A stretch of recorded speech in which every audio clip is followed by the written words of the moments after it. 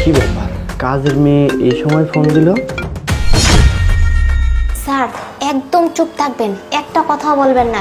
একটু পরে না ম্যাডাম একটা ছেলেরে নিয়ে রুমে আসবে, আর এই রুমে কি কি হয় আপনি চুপচাপ সব কিছু শুধু দেখে যান, ঠিক আছে? আর আমি এখন গেলাম স্যার। মা, তুই আমার রুমে কি করিস? না ম্যাডাম, আসলে কিছু না, আপনার ঘরটা অনেক নোংরা হয়ে আসছিল তো ওগুলাই পরিষ্কার করতে আসছিলাম। কিন্তু তোকে দেখে তো মনে হচ্ছে না যে তুই রুমটা পরিষ্কার করছিস। না না ম্যাডাম, আমি সত্যি কথাই বলতেছি, রুমটা পরিষ্কার করতেছিলাম। ও আচ্ছা আচ্ছা, তোকে একদিন না বলছি যে আমার অনুমতি না নিয়ে তুই আমার রুমে আসবি না, তারপরেও কেন আসছিস? হ্যাঁ, আর আমার রুমে বিছানার মধ্যে এসব কি? হ্যাঁ ম্যাডাম, আসলে ভুল হয়ে গেছে, আপনার রুমে না না কই আর ঢুকুন না। আচ্ছা ঠিক আছে, আসুন আজকে সারাদিনও কিন্তু আমার রুমে আসবি না, বুঝতে পারছিস? আচ্ছা ম্যাডাম, ঠিক আছে। আসুন, আজকে আমার বয়ফ্রেন্ড আসবে, বুঝতে পারছিস? ফ্রিজে গিয়ে দেখ গরুর মাংস আছে, যা গিয়ে গরুর মাংসটা রান্না কর। আচ্ছা ম্যাডাম, ঠিক আছে। আর কথাটা যাতে মনে থাকে। ঠিক আছে ম্যাডাম, মনে থাকবো। বিরক্তকর একটা, এসব যে কোথা থেকে আসে, কে যে বলবে এসব কাজের লোক রাখার কথা, বিরক্ত। যাই হোক, একটা কাজ করি, আমার বয়ফ্রেন্ডকে একটা ফোন দিই, বলি তাড়াতাড়ি আসার কথা।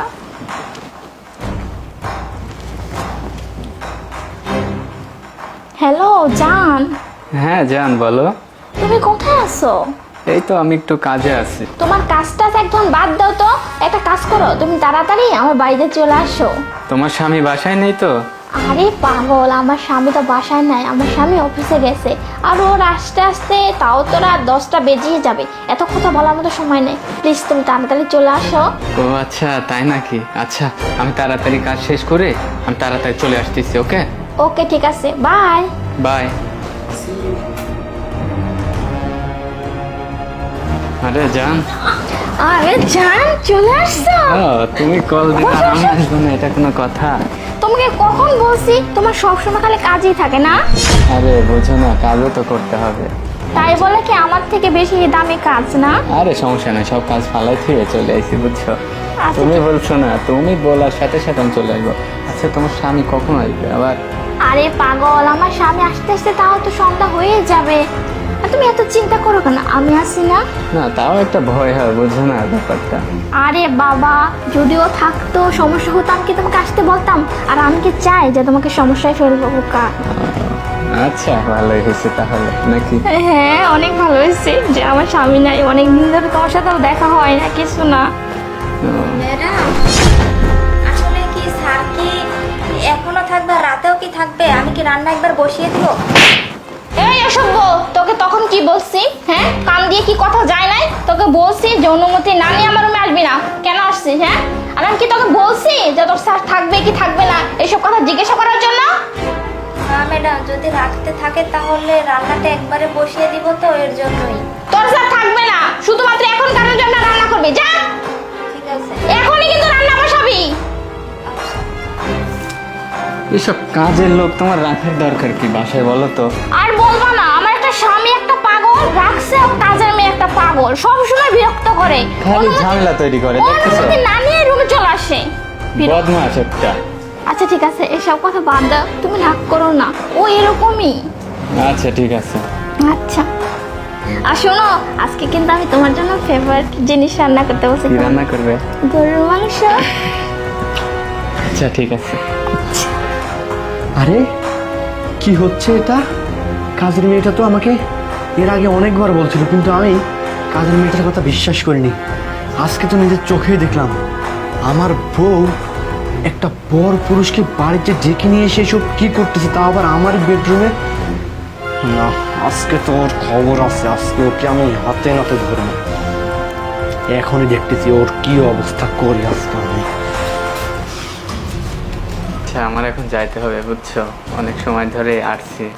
আচ্ছা ঠিক আছে, কিন্তু তোমাকে আর যাইতে ইচ্ছা করতেছে না।